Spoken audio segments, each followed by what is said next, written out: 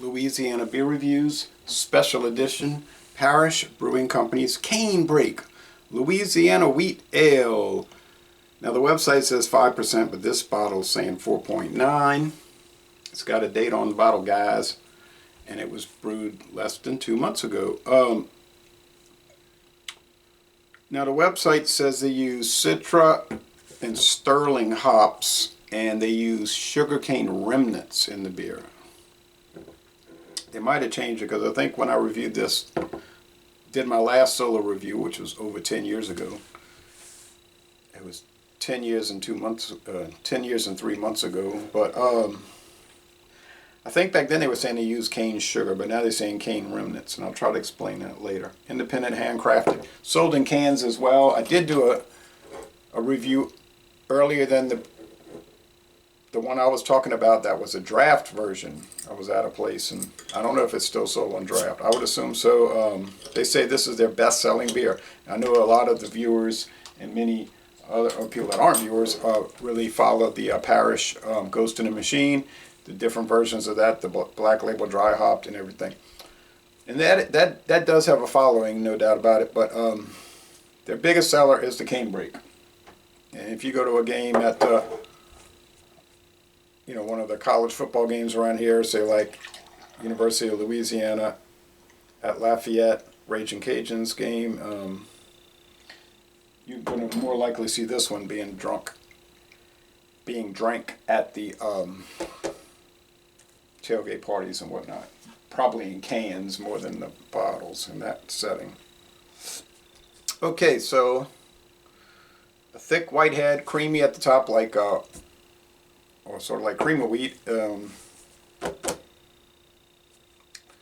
appearance is hazy. There's a lot of suspended, nearly microscopic particles, just powdery sediment throughout, some bigger chips of whatever it is, yeast, I guess. But it is, you can see through it. It's transparent. Just has a haze to it. Okay, now when I do the swish and pour, there's going to be more haze. There's not really much sediment, although there is some cake sediment down there. More than I had expected. Yeah, so. Now you tell me if I got a good price. I'm not sure about these craft beer prices. I paid $9.90 plus tax for this. $9.90.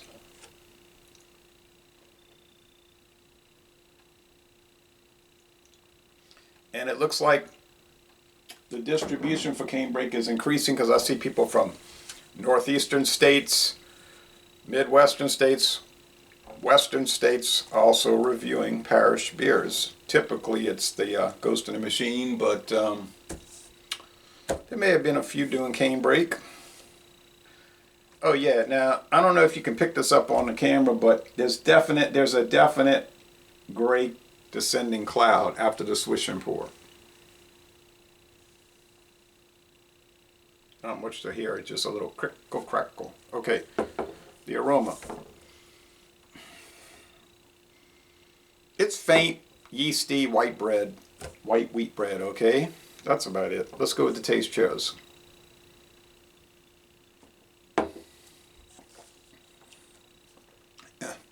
Yeasty white wheat bread, which you can buy at the grocery store. I saw some yesterday on the shelf. White wheat, that's the brand name.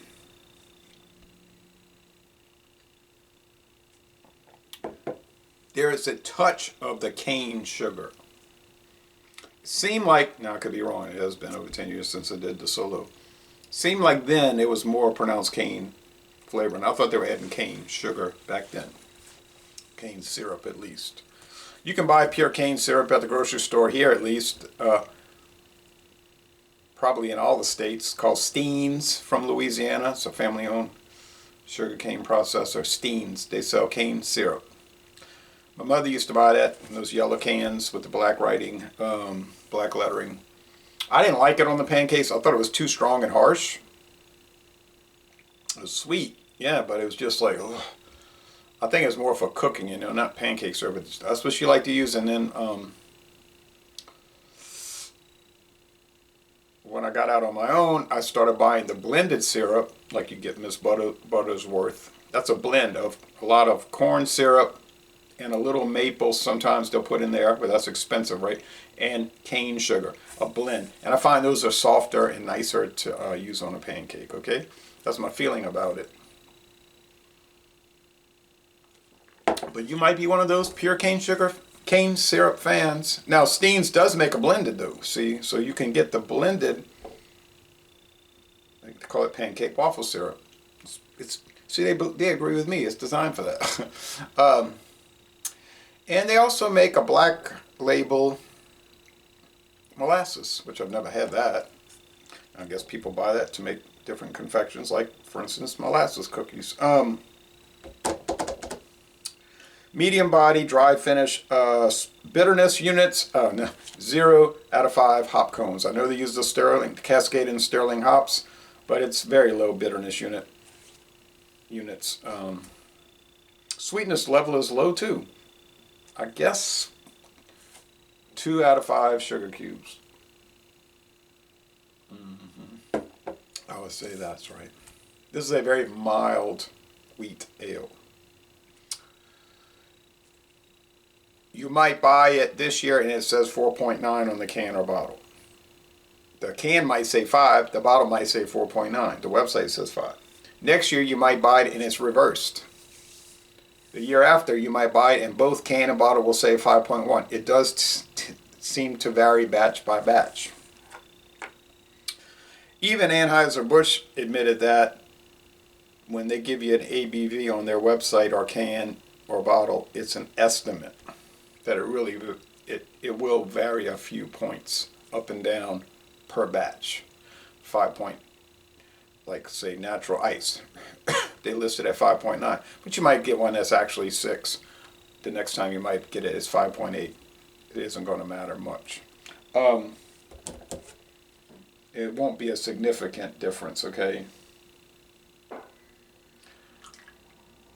The score here, now if you're an alcohol fan, and you know what I mean by that, I'm saying that nicely, where every beer you drink has to be 6% or higher. Every whiskey has to be foolproof, barrel proof. The wine's got to be fortified 18%. Okay, you're not going to like this. It's not going to have enough enthusiasm for you. Or it won't hold enough enthusiasm for you. But if you're into mild beers, and I like mild beers, okay, so, but I also like the strong ones too. But I'm not like saying every time, oh, it's got to be strong, 4.9. No, never. I like mild beers. Not too light. Now, you get, like the ales they'll get in England be 3.5, 3.8. I'm like, what? Then they'll ship it over here. For instance, Boddington's, it'd be 4.6 here, which is still low for the USA market. But in England, it'd be like 3.5, 3.8. I don't think that's going to fly over here. It doesn't fly over here because all of our light beers are at the low mark, 4.1. Really, that's yeah, okay. Pabst does put out some that run in the 3.8 range, 3.9.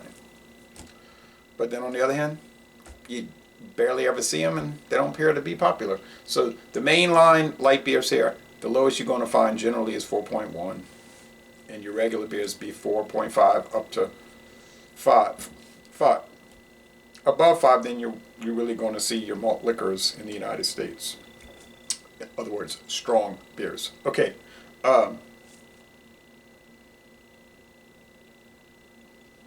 It's a euphemism for strong beer because actually in the United States it's illegal to sell something labeled strong beer. Whereas in Canada you can do it, and that's what they're called. They don't generally use the term malt liquor, they say strong beer. But anyway, back to this. Wheat beers, they're common. Yeah, common.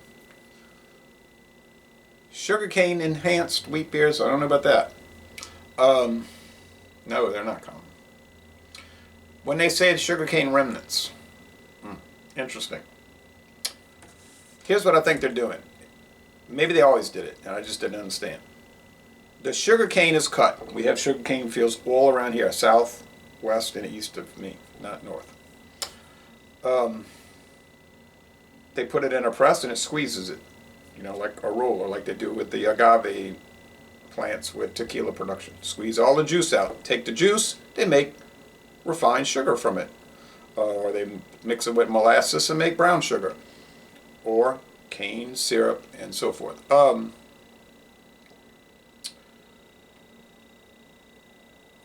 Some of the stalks are burned to fire up the sugar refinery. So the sugar refinery will run, it's energized by the fires. For many of the uses there, you know, many of the machines there, like the boilers or whatever they're doing. I think what they're doing is that Broussard, you know, Parish Brewing and Broussard is buying a load of stalks, which would be very easily available there, and they're just stalks left over. They clean them, throw them in the beer, let it rest for a week or so while it's aging. Then they filter it all out. The stalks are not discarded. Then they're sold to a third level market. So they got the first people, that's the sugar refinery. The second group is the Parish Brewing Company people. The third is the construction companies who buy, or construction material companies who buy the stalks. Those stalks are known as bagasse, and it's a French word, bagasse. They take those stalks and pulverize them into pulp, process them into a pulp-like substance that's pressed into particle board. That's one of the uses. I know there's probably many uses. And the particle board is used for siding on houses. Our house, where I grew up here, used the bagasse siding from sugarcane. And there's houses all around here that use that. And it's durable, because we're talking about houses that's over 50 years old. Most of them still got the original siding on it. The sugarcane siding. Stalks. Also, they make cane poles out of them for the, you know, like literally fishing poles. True story. Okay, anyway, and those can be easily purchased, probably in any state in the United States. All right, so the wonders of sugarcane. And I have National Geographic magazines going back to 1918, and I know one of those articles was about sugarcane production in the United States, specifically Louisiana and East Texas, but, you know, big industry. So they're feeding into it and it's working. And my friend David said the amber ale was discontinued, but certainly it wasn't. I checked their website. They're still showing I think it's called Gulf Coast India, Gulf Coast Amber Ale, something like that. Okay, so I'd like to find some more and do a revisit. So score here. Sorry for the long video, but it's very interesting, and maybe people hate watching it, but I'm sort of like entertaining myself trying to do these, like lecturing to myself. So 93 easily, 9.3 out of 10. If you like Louisiana craft beers, let me know. Laissez les bon temps relais, and I'm going to end this review by saying y'all go to Broussard, Louisiana, and take a brewery tour. And I need to do that because I've never visited their brewery. Can you imagine that? And it's an hour and a half away. Pitiful. Thank you.